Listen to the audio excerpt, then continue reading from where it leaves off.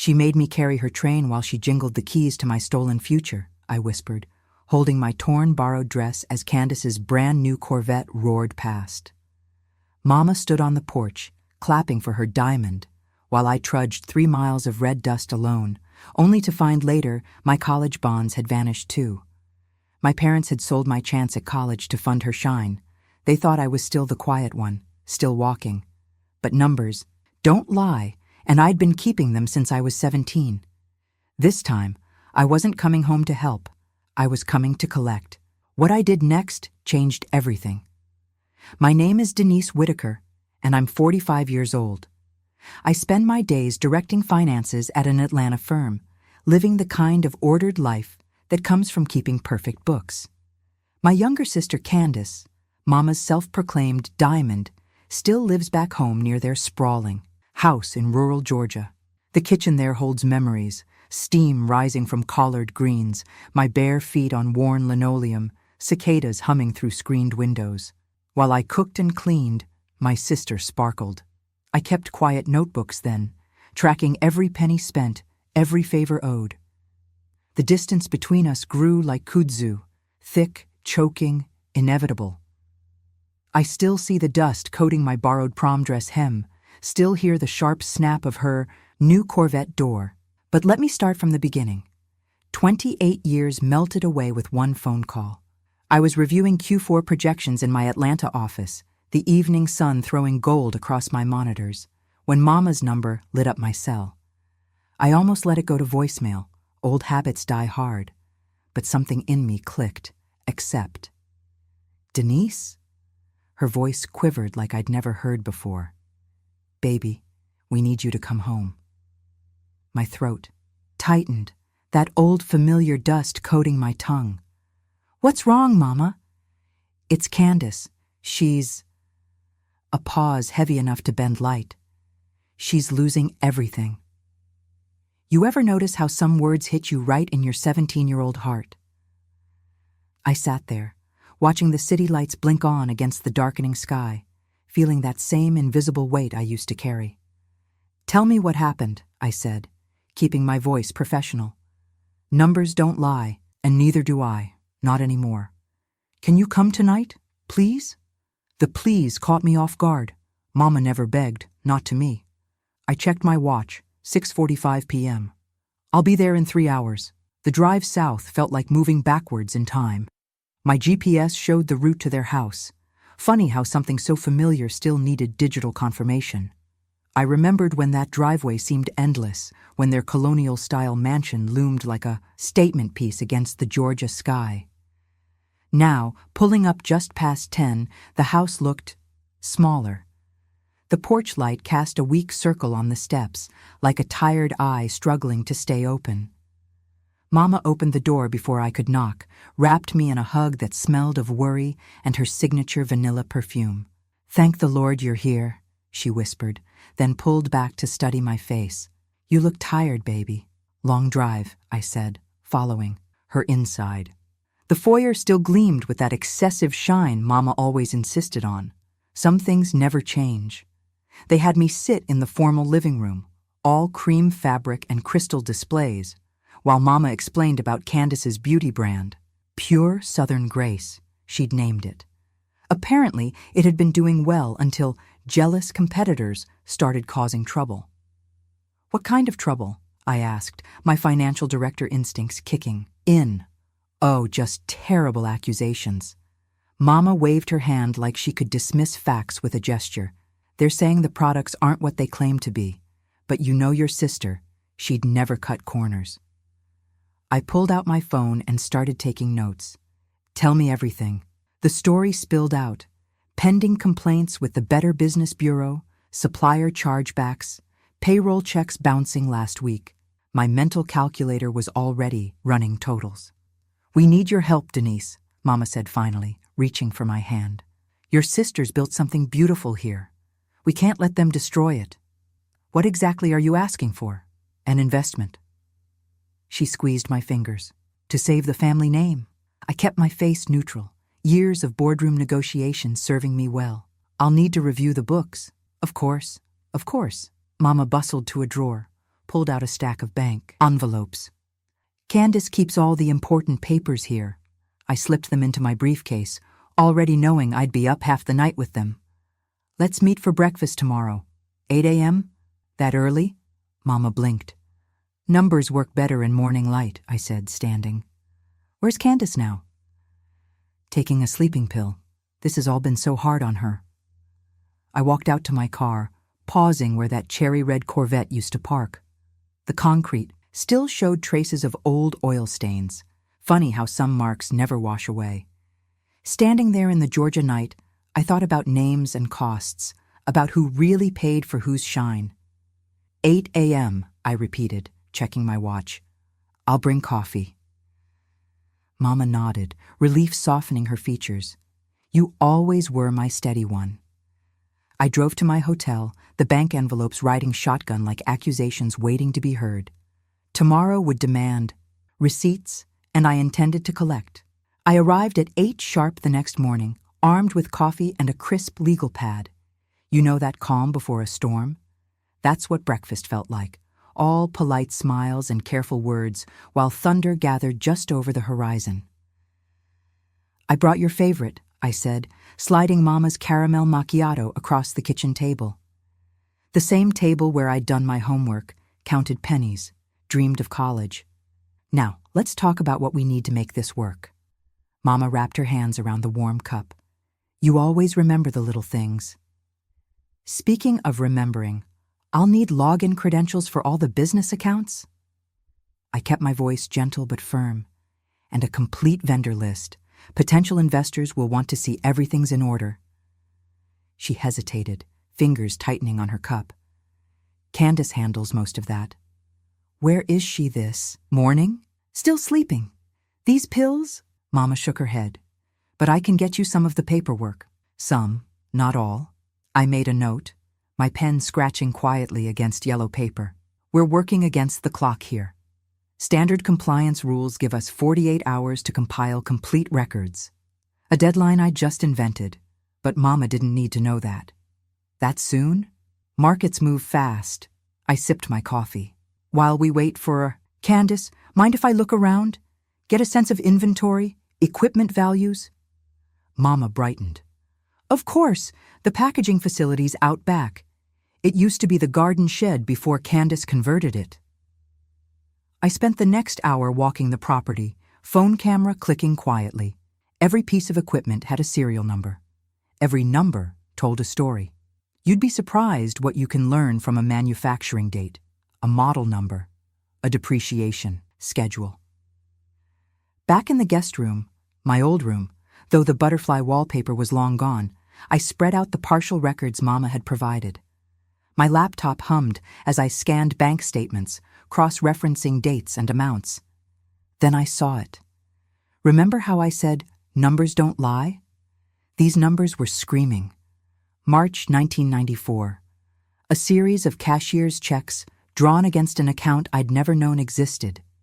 The amounts matched perfectly with what a Corvette down payment would have been back then. The same month, Mama said they couldn't afford my prom dress. But that wasn't all. My fingers trembled as I traced the entries from the following quarter. Series EE savings bonds, liquidated one after another. My bonds, the ones Grandma had bought every Christmas, telling me they'd pay for college someday. You ever feel heat rise up from inside, like standing on August asphalt in bare feet? That's what hit me then. All those years of money's tight suddenly had a different shape. I waited until after lunch to drive to the county clerk's office. Small-town bureaucracy moves slow, but money talks. 20 minutes and $40 later, I was scrolling through microfilm records, hunting for proof. And there it was, in black and white. The vehicle transfer documentation. The dates matched perfectly. 2 weeks after I'd walked to prom in that borrowed dress, while my college fund vanished into red paint and chrome. The clerk's printer hummed, spitting out certified copies. I slid them into my leather portfolio, creating a new section labeled Corvette. Simple, clean, like a knife in its sheath. When I got back to the house, Candace was finally up, drinking coffee on the porch. She lifted her chin in that way she had, like her neck was made of crystal. Mama says you're here to help, she called out. I smiled, patting my portfolio, just doing my due diligence. Always so thorough, she said, and it wasn't quite a compliment. I headed inside to freshen up before dinner. The portfolio went into my briefcase, locks clicking shut like a promise. Tonight, I'd smile over Mama's pot roast and say nothing about what I'd found. After all, silence sharpens knives.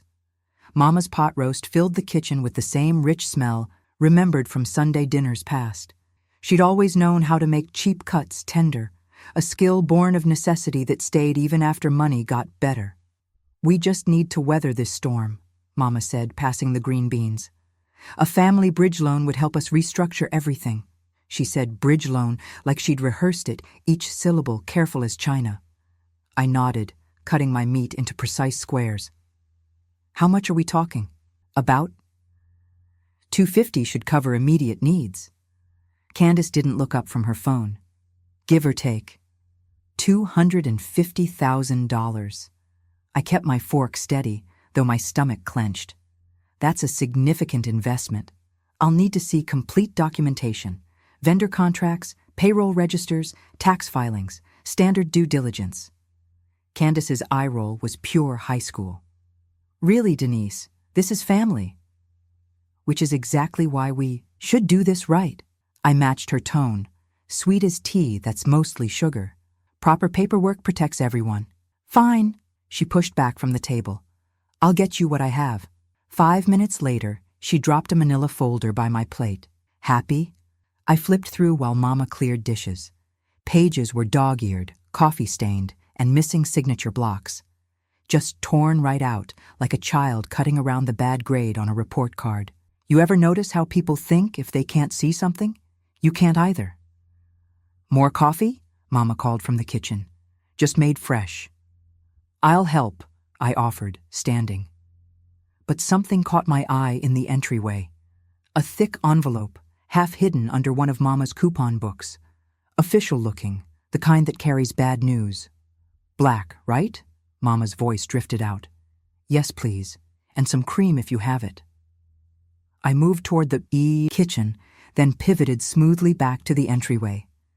The envelope slid into my leather folder without a sound. Some skills you never forget, like being invisible when you need to be. Upstairs in my room, I locked the door and pulled out my find. The paper was heavy, watermarked, important. The first word hit like a slap. Foreclosure. My hands didn't shake as I read the details. They never shake anymore when I'm angry. 30 days. The house would go to auction in exactly 30 days if they didn't make good on the arrears. I grabbed my yellow legal pad and drew a timeline.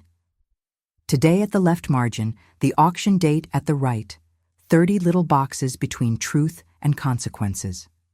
I circled day 30 in red ink, pressing hard enough to leave an impression on the next page. Sitting there, staring at those boxes, I felt that old ache rise up, that whisper that said I wasn't enough, wasn't pretty enough, wasn't special enough, wasn't worth a prom dress when Candace needed a Corvette. But I wasn't that girl anymore. I was a woman who understood leverage, and leverage needs one thing above all else: time. I wrote 3 words below my timeline. Leverage requires time. The notice went back into its envelope, creased exactly as I'd found it. Time to see what else they weren't telling me. I found them in the living room, Mama with her evening shows, Candace still on her phone. What haven't I seen? I asked from the doorway. Candace looked up, smiled without showing teeth. What do you mean? Just want to make sure I have the full picture. I kept my voice neutral, helpful, professional. Sometimes it's the small details that matter most. Morning light streamed through the breakfast nook windows, turning Mama's china cabinet into a jewel box of refracted sparkles. I'd gotten up early to prepare my pitch, spreading documents across the table like a general planning a campaign. I've reviewed everything you shared, I said, stirring cream into my coffee. I think I can help structure a rescue plan. You know that moment when hope fills a room? It's like watching flowers open in time-lapse. Mama's shoulders straightened. Candace actually put down her phone. But, I held up a finger. I need complete access to everything. Bank accounts, credit cards, merchant services, vendor contracts, no exceptions. Of course, Mama nodded, already reaching for the pen I'd placed beside my leather folder. Wait, Candace's eyes narrowed. What exactly do you mean by complete? I pulled out the standard access authorization letter I'd prepared. This gives me viewing and inquiry rights to all financial accounts associated with the business and property. It's a standard compliance requirement for this level of involvement. Compliance? Candace snorted. We're not some corporation. No, but any investment over $50,000 requires proper documentation. You understand, protecting everyone's interests. I smiled, letting the number hang there. They needed $250,000. 50,000 was a tease. Candace grabbed the pen with an exaggerated sigh. Whatever. Where do I sign? Pointed to the marked lines. Her signature was a lazy swoop, barely legible. Mama's hand trembled slightly as she signed below, her careful cursive speaking of pride that hadn't quite died. Once they left for their respective days, Mama to her garden club, Candace to what remained of her business. I spread everything across the dining room table. Bank statements, credit card bills, merchant account records. Numbers don't lie, but people sure. Try to make them dance. By lunch, I'd mapped the basic money flows. Credit lines drawn down and bounced between accounts like a shell game. Merchant accounts showing charges that never matched inventory. And the vendors, oh, those were clever. Beauty Solutions LLC was really Beauty Solutions LLC. One letter different, same bank routing number. Classic siphon. I started a spreadsheet. Missing inventory, column A. Inflated invoices, column B. The pattern emerged like a photo developing in darkroom chemicals. Small lies adding up to big theft. My phone buzzed, a text from the county clerk confirming my records request. I'd need that later, but for now I focused on triage. The list grew.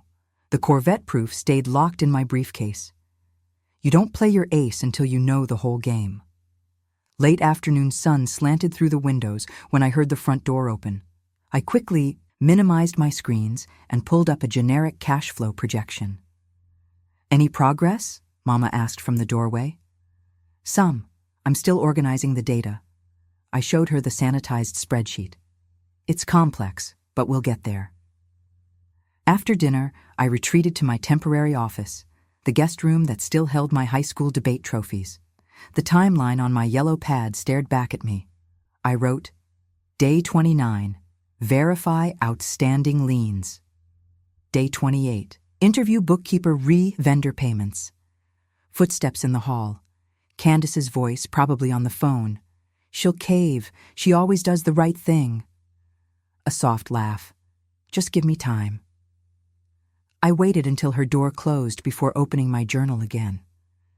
The house settled into its nighttime creaks and sighs, but paper doesn't settle. Paper remembers.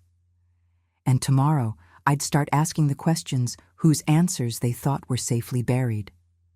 At 7 sharp, I started the vendor calls from my laptop in the guest room.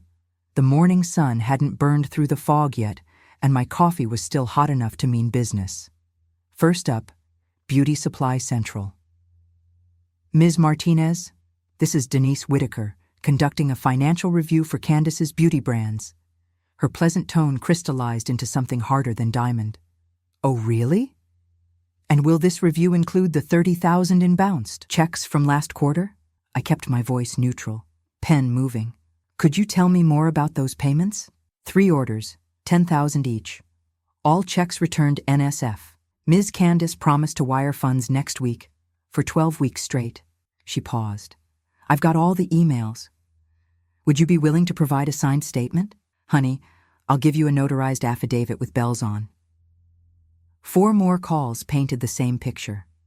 Promises made, checks bounced, trust broken. Each vendor had documentation, and each one was eager to share. You know what they say about a woman scorned? Try a vendor scorned. At 11, I pulled into Mel's Diner, The kind of place where the coffee's always fresh and the waitresses still call you Sugar. Ruby, the former bookkeeper, was already in a corner booth, fidgeting with a napkin. "Order whatever you like," I said, sliding in across from her. My treat. She chose pecan pie, the good kind, with the dark syrup that reminds you of childhood summers. I waited until she'd taken 2 bites before starting. "Tell me about the reclassification requests." Ruby's fork stopped mid-air. "How did you—" "I've seen the patterns. I just need confirmation." She set the fork down, shoulders dropping like she'd been carrying bricks. "It started small. Candace would ask me to code personal expenses as business supplies. A spa day became staff training. Designer bags became marketing materials. Did she put these requests in writing?" Ruby pulled out her phone. "I saved everything. After the 3rd time she asked me to backdate invoices, I knew I'd need proof. She forwarded me 67 emails. Back in the guest room, I built my forensic ledger, the kind that tells stories in debits and credits. Each tab was a chapter. Vendor, payments, personal expenses, reclassified transactions. The numbers danced across my screen like bitter poetry. Then I added the college fund column. Remember how morning dew disappears when the sun hits it? That's what happened to my savings. 20,000 in bonds, cash the week before Candace's Corvette purchase. Another 15,000 transferred for safekeeping that never found its way back. The zeros evaporated, leaving nothing but empty cells and broken promises. I saved copies to 3 different drives, a habit learned from years of corporate audits where computer problems mysteriously erased inconvenient evidence. 1 copy went to my secure cloud storage, 1 to my laptop, and 1 to a thumb drive that found a new home in my locked glove compartment. The preliminary report took shape. 20 pages of cold, hard facts. No emotion, no accusations, just dates, amounts, and account owners. I marked my calendar for day 24, disclosure meeting, 10 a.m. 3 days to polish the truth until it shined. Walking down to the kitchen for more coffee, I heard Mama's voice through the screen door. She was on the porch with Mrs. Henderson from next door, their rocking chairs creaking in familiar rhythm. "These people trying to ruin my Candace's business," Mama was saying. "They're just jealous. Family sticks together when others are envious." My knuckles went white against the counter, the same counter where I'd stood on a step stool at age 8, learning to make cornbread while Candace played outside. The same counter that had witnessed 1,000 small betrayals, each one dismissed as doing what's best for the family. But truth doesn't need cheerleaders. It doesn't need anyone to applaud or agree. Truth just needs to be spoken. And I had 20 pages of it, backed up in triplicate, waiting for day 24. I arranged the living room like a boardroom that morning, laptop connected to the TV, spreadsheets ready, even coffee service on Mama's good tray. Professional courtesy, even when you know the meeting's going south. 10 o'clock sharp, I clicked to the first slide. Based on my review, we need immediate changes to protect the business and the family assets. My voice stayed corporate calm, like I was presenting Q3 projections back in Atlanta. Candace sprawled on the sofa, scrolling through her phone. Mama perched on her favorite armchair, hands folded like she was waiting for a sermon to end. "First, we need dual controls on all bank accounts." Click. "No single signature checks over $500. Click. "Vendor payments require documentation and approval workflow." Click. "And we pause all non-essential spending until cash flow stabilizes." Candace's scoff could have stripped paint. "This isn't some cubicle farm, Denise. This is my business." "A business hemorrhaging cash," I said, switching to the accounts receivable aging. "These red numbers? That's money walking out the door. You wouldn't understand. Building a brand takes investment. It takes accountability." I highlighted the overdrawn accounts. Without controls, Candace's phone hit the coffee table hard enough to rattle the cups. She leaned forward, eyes narrow as razor wire. "You owe us. We invested years in you." The word "owe" cracked something open inside me. Suddenly, I was 17 again, watching dust settle on borrowed tool while my college fund bought chrome wheels. My hand twitched toward the folder labeled Corvette. One motion would show them exactly who owed what. But old habits die slow. I'd learned control in quiet kitchens, stirring pots while swallowing words. We did what was best for everyone. Mama's voice carried that special weight.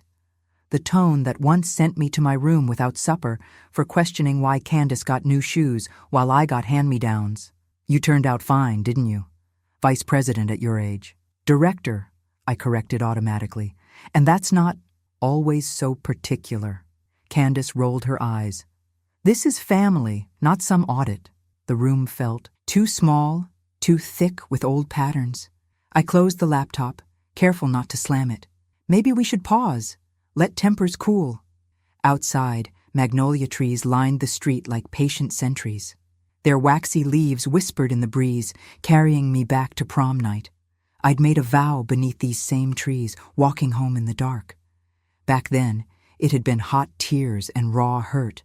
Now it was steady as a banker's signature. Remember what I said about numbers never lying? Neither do memories. They just age like fine whiskey, getting smoother but stronger. When I walked back in, they were exactly where I'd left them. Candace texting, Mama looking martyred.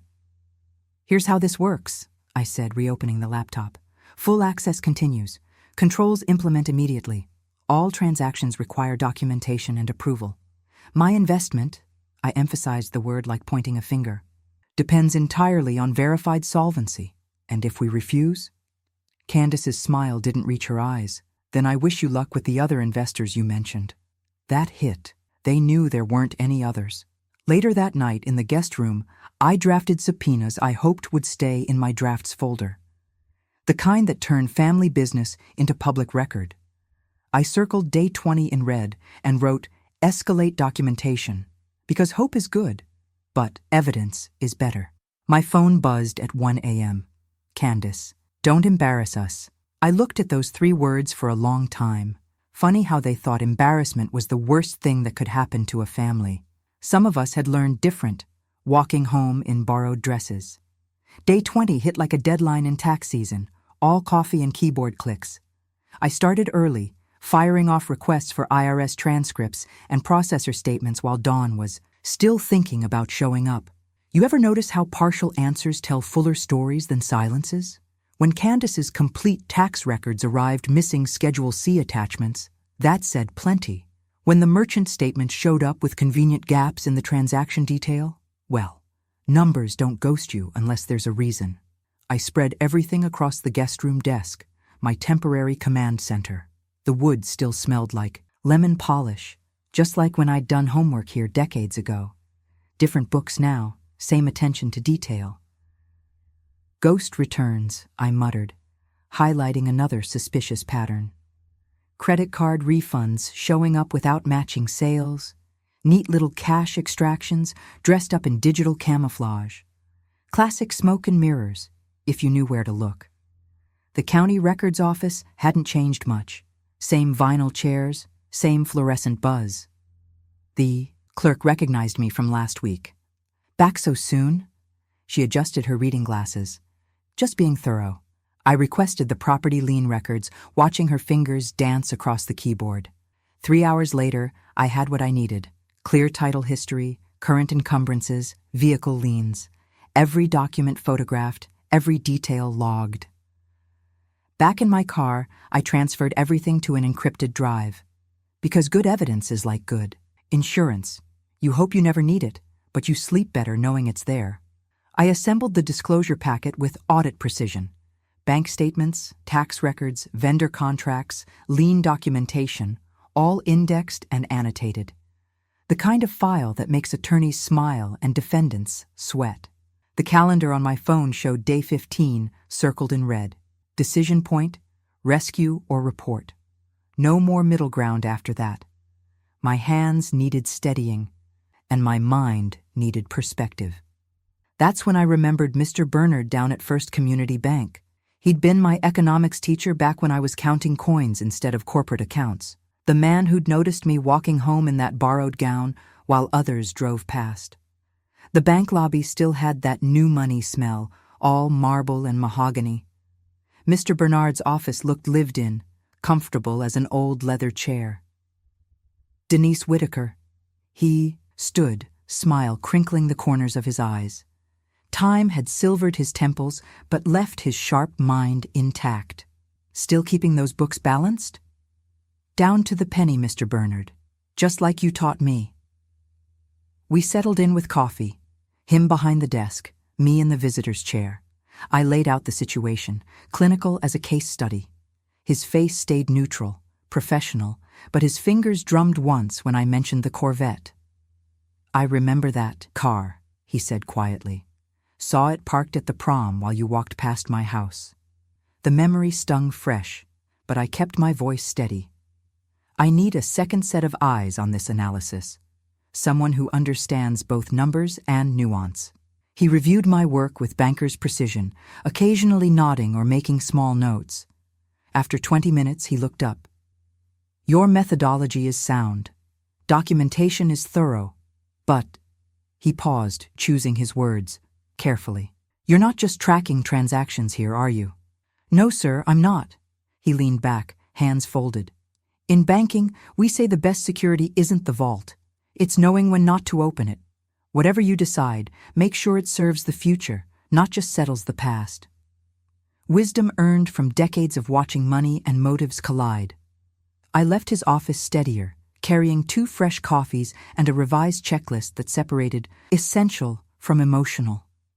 Back in the guest room, I set the disclosure packet on the desk. The label was simple. Use only if cornered. Because sometimes the strongest move is the one you don't have to make. I added Mr. Bernard's private number to my contacts. Sometimes the best allies are the ones who remember you when you had nothing, and still saw something worth investing in. 10 days left. The numbers on my screen blurred like heat waves, off summer asphalt. Down the hall, Mama's humming drifted from the kitchen, some old gospel tune about grace and redemption. The sound twisted something in my chest, same way it did when I was 17 and trying to believe everything happened for a reason. You ever notice how the past has a way of finding you, even when you think you've outrun it? I opened my email, and there it was, a message from Blue Line Beauty Supply. Subject line, legal. Notice, final warning. My throat went dry as I read. They weren't just threatening to sue over unpaid invoices. They were naming names. My name, since I'd started reviewing the books.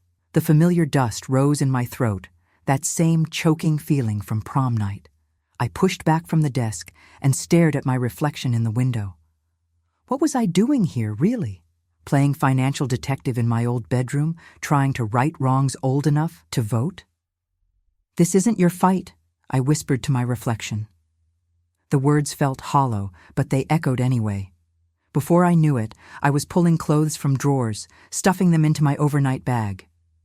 Professional habits die hard. Even in retreat, I folded everything neatly.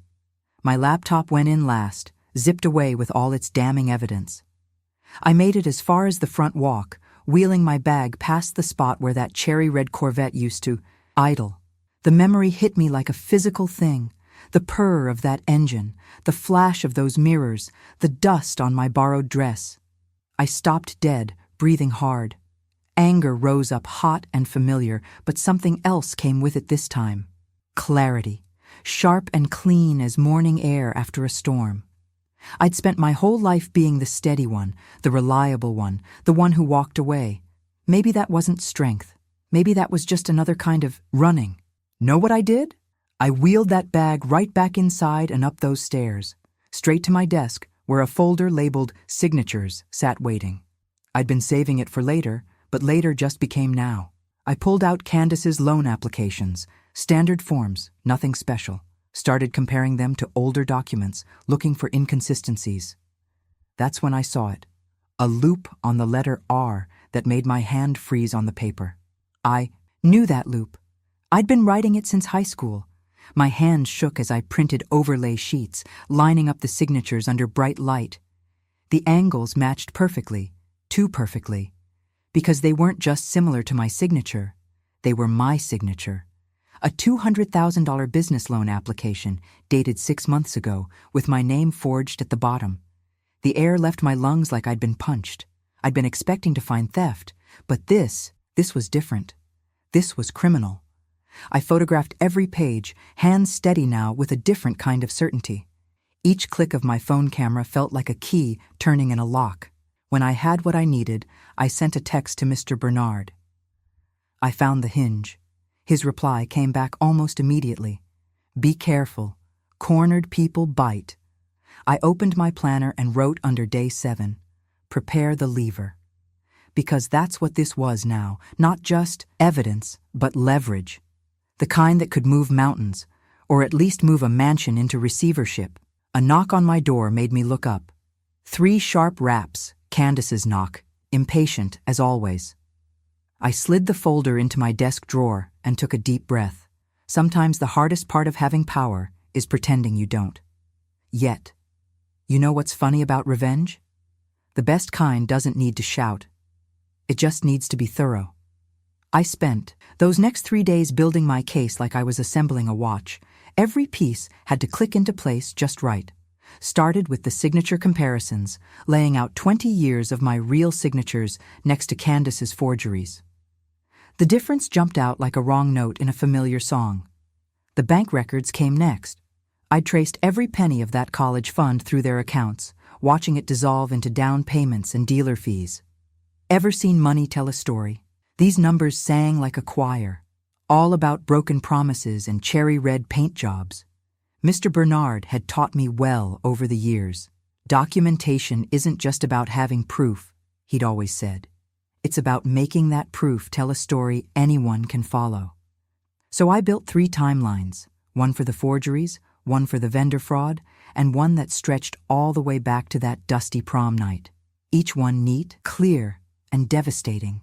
I drove to the courthouse annex on day 6, my sworn statement burning a hole in my briefcase. The notary, a gray-haired woman who'd probably stamped thousands of declarations, raised her eyebrows as she read mine. "This is quite a statement, sugar," she said, pressing her seal into the paper. "Truth usually is," I replied. That evening, I met Mr. Bernard in the lower level of the First Baptist parking garage. You might, wonder why such cloak and dagger stuff was necessary.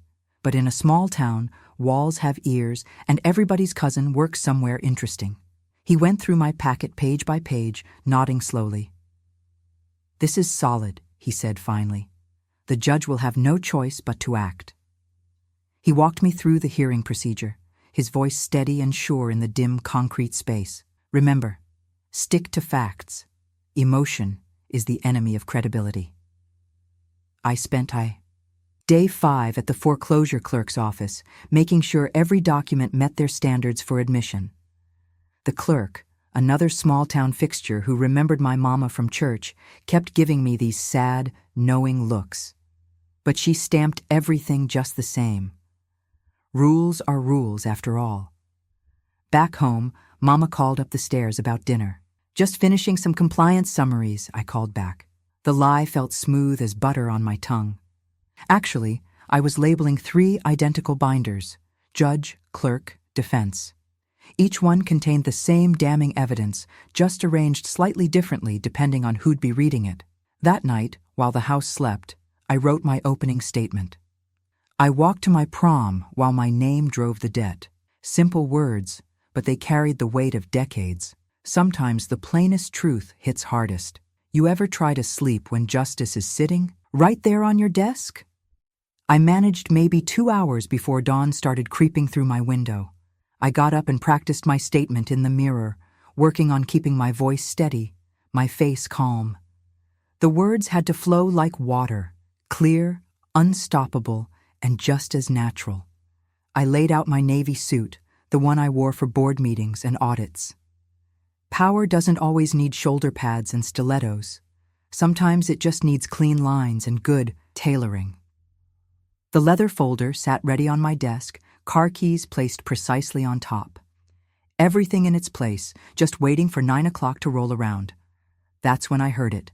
Candace's whisper in the hallway, probably talking to Mama. She wouldn't dare. The old grandfather clock downstairs started chiming 9, each strike like a judge's gavel. Wouldn't I? Baby girl, you never did learn to count your cards right. The courthouse hadn't changed since my first visit decades ago. Same worn marble steps, same heavy wooden doors that groaned when you pushed them open. But this time, I wasn't some teenager looking up property records. I was carrying truth in 3 matching binders. Walking into that hearing room felt like stepping into a church. You know that hush that falls over you when you're about to witness something important? The morning light filtered through tall windows, casting long shadows across the floor tiles. I placed my binders in a perfect row on the counsel table. Judge, clerk, defense. Each spine faced out, perfectly aligned like soldiers standing at attention. Mama and Candace sat across the aisle, all done up like they were heading to Sunday service. Candace had on her best silk blouse, the kind that whispers money with every movement. But silk don't make lies any prettier. When the bailiff called us to order, I stood straight-backed and steady.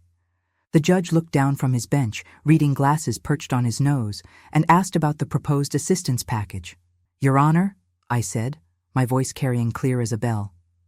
"I agreed to help on one condition: complete transparency. That transparency revealed systematic fraud and misrepresentation. No tremor in my voice, no hint of the teenage girl who once walked home in borrowed finery. I approached the bench with the first exhibit, signature overlays showing Candace's forgeries next to my authentic signatures.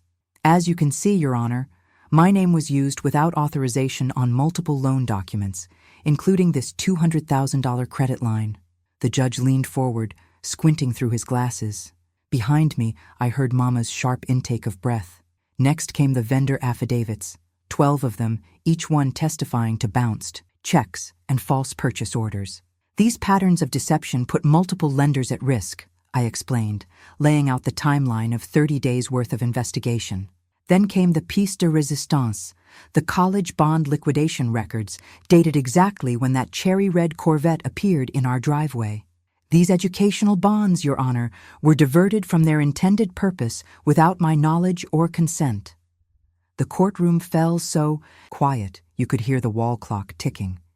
The judge conferred with his clerk in low tones, papers shuffling between them. I stood there, hands clasped in front of me, counting heartbeats. Finally, the judge looked up. "Based on the evidence presented, this court orders an immediate freeze on all assets belonging to Candace Whitaker, pending a full investigation." He turned a page.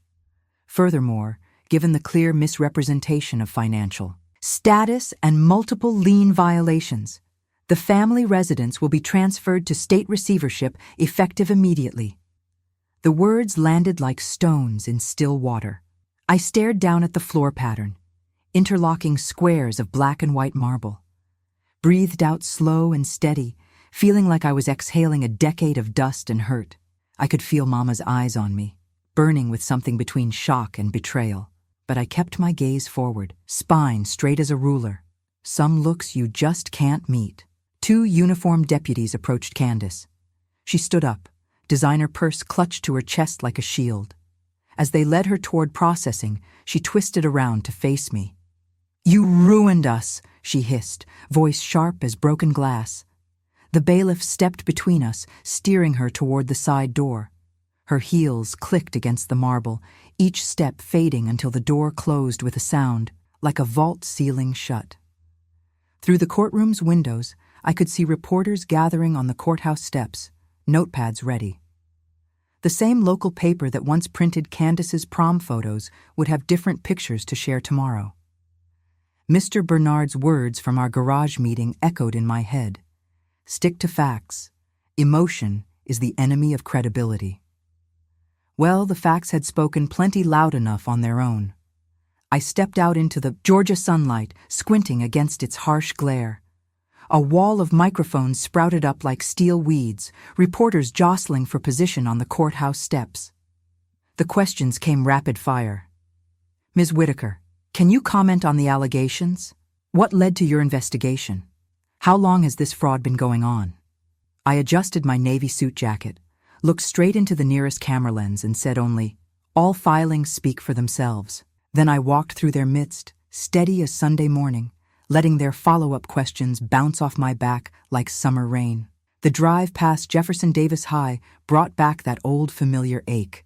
The football field where I'd watched Candace crowned homecoming queen still stretched green and perfect under the afternoon sun.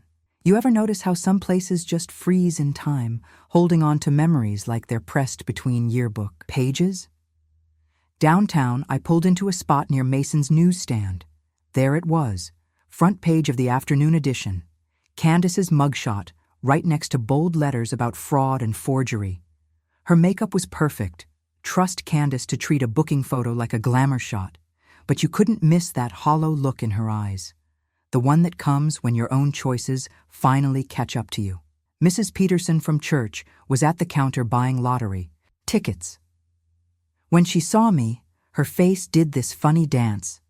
First that soft, pitying look folks give you when they hear about family trouble, then something sharper, more calculating, like she was doing math in her head, adding up all the times Mama had bragged about Candace's success at Sunday social. My phone buzzed. Mr. Bernard's text glowed on the screen. "Hold steady." 2 words that felt like an anchor in choppy waters.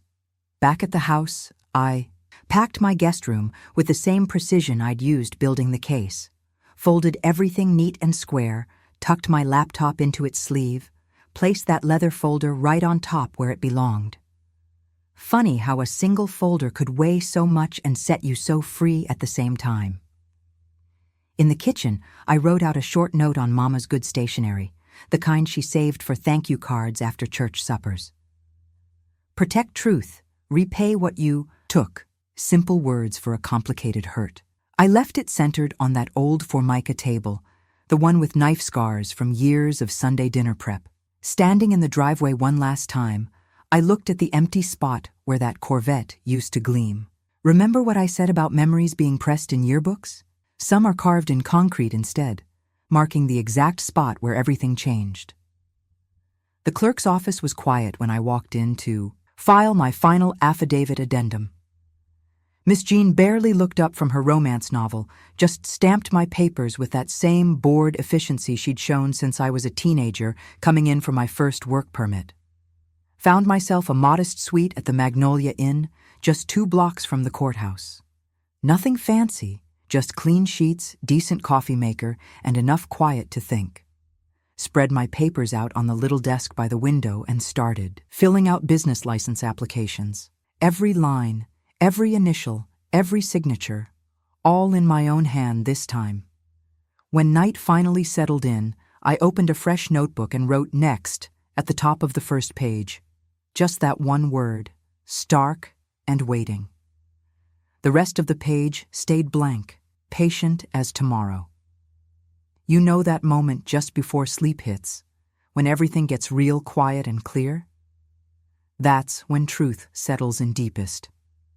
I set my alarm, smoothed the hotel comforter, and watched shadows play across that blank page. Morning would have its own answers. 2 weeks after the hearing, I stood in front of 423 Main Street, keys heavy in my palm. Know that feeling when something weighs exactly right? Like it's been waiting for your hand all along? That's what those keys felt like. Part verdict, part fresh start. The realtor had called it a cozy professional suite, which was just polite Southern for small. But with its exposed brick walls and tall windows, it felt more like a statement than a compromise. Right in the heart of downtown, where reputation lives or dies by what people whisper over coffee at Mason's across the street. I'd spent 3 days watching a local craftsman mount those brushed steel letters on the frosted glass. Each one precise, each one permanent. True balance financial. Sometimes the simplest words carry the heaviest truth, don't they? The morning sun caught those letters just right, casting shadows that reminded me of ledger lines. Clean, ordered, honest. Everything that had been missing from those family books I'd spent a month untangling.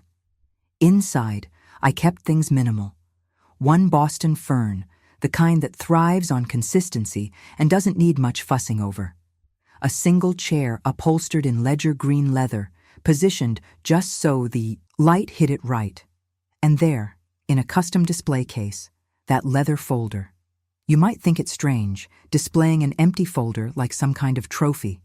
But sometimes the quietest things speak the loudest, don't they? My phone buzzed with an email from the district court. Candace's assets would remain frozen pending further investigation. The receivership on Mama and Daddy's house stood firm, clean and final, just like a balanced sheet should be.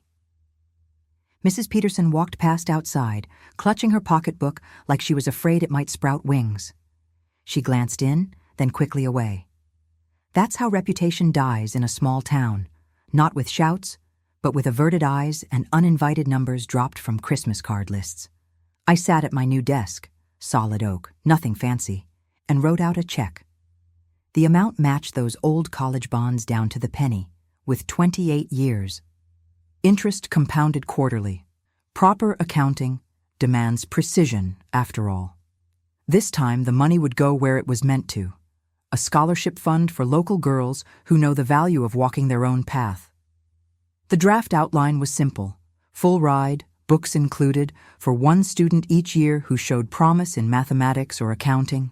The kind of girl who might keep quiet books in her bottom drawer, tracking every penny because numbers never lie. Standing up, I smoothed my skirt, navy wool, professional but not showy, and walked to the door. The open sign felt weighty in my hands, solid brass with just enough age to look established. I hung it carefully, adjusting until it sat perfectly level. My reflection caught in the glass, a woman who'd grown into her own power, who'd learned that justice sometimes wears sensible shoes and carries a calculator. Behind me, those steel letters spelled out everything I'd become. True balance. I reached up and touched each letter, one by one. The metal felt cool and real under my fingertips, like touching truth itself. Some folks might call it a ritual, but I prefer to think of it as a reminder. Every letter earned, every consequence accounted for. I didn't walk to my prom, I said to that reflection, voice soft but certain as compound interest. I walked toward my destiny.